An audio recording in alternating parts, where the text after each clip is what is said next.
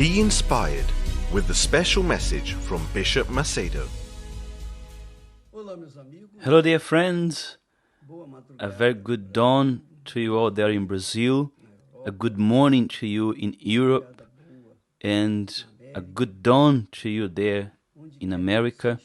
I mean, wherever you are, may the Holy Spirit conduct your thoughts, your mind, your life, in order for your choices to be perfect. And then you may reap the fruit of the good choices you make. This is what the Word of God teaches, the Word of the Father. And in order for the Word of the Father to be manifested in your life, you have to believe, obviously. And to believe is not to feel.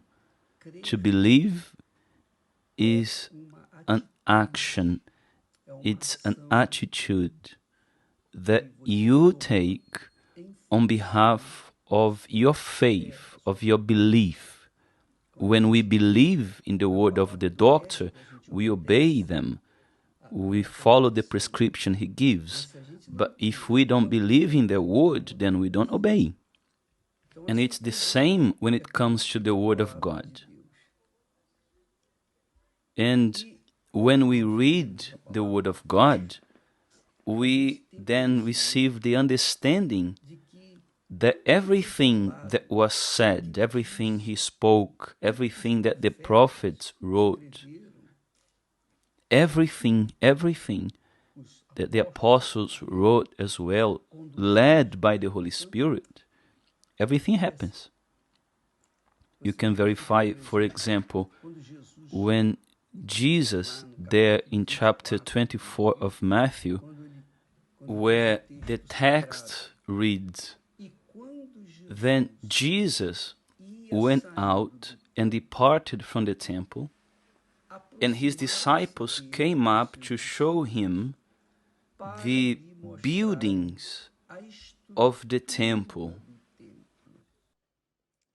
which means that his disciples, who are Jews, took great pride in the temple that had been built by Solomon and rebuilt eventually by Herod. The temple of Solomon had been destroyed completely, but then Herod came and rebuilt it. And then the Jews had a great respect and reverence towards the temple, which Herod had rebuilt, the temple of Solomon. So the disciples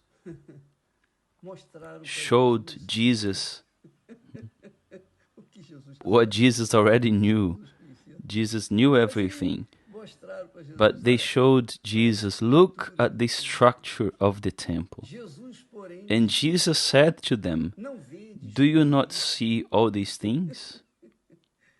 Do you not see all this greatness, all this beauty?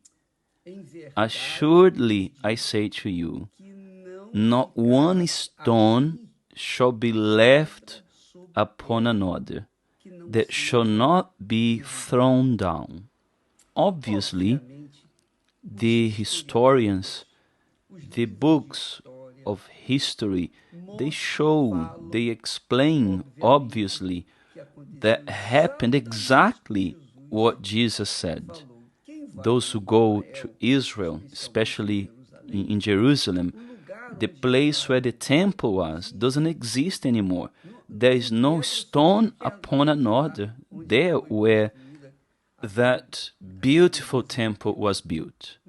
No stone was left upon another, which means what Jesus said was fulfilled.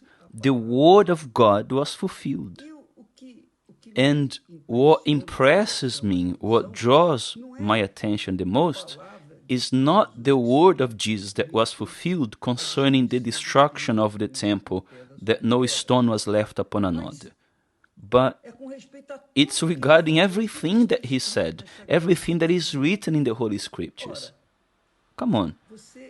You who are watching me right now, you have to agree with me, you have to understand that the Word of God is fulfilled whether people believe in it or not. To those who believe,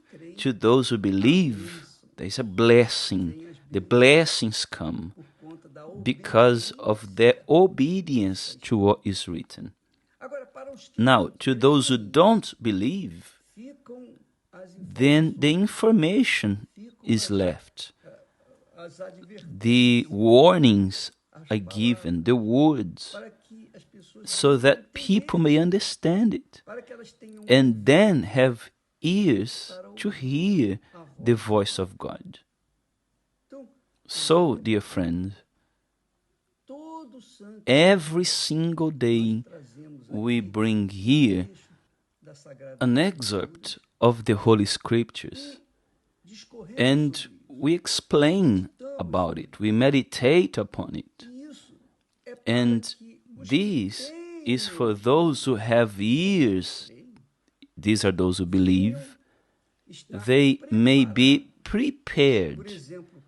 For example, right now, we have a war in Europe and another rehearsal for another wars that are coming. There is a war in the Middle East now, in Israel, something unexpected. The Palestinians entered Israel and is causing a great death amongst the Jews that were not expecting it. They were not expecting it at all. Despite of all the intelligence of the secret service of Israel, they had no attention to the unavoidable, because it's pointless for the human intelligence or of the secret services of Israel, which is one of the best in the world.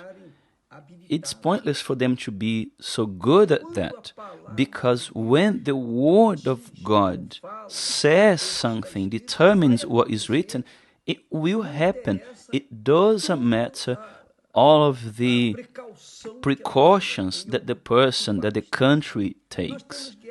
We also have a war being prepared all over the world. All over the world. In Africa, the wars never stop. Europe, things are spreading. It's getting worse. There in the Middle East as well, in Central America, in South America, there is also rehearsals for war. Therefore, dear friends, why am I saying this? Because the signs are there. They are evident. There is no peace. There is no peace. If there is no peace in the world, how are you going to have peace? If it's already difficult for the person to have personal peace, let alone when the world is at war. This war will be brought into each person's home. So what can we do, Bishop?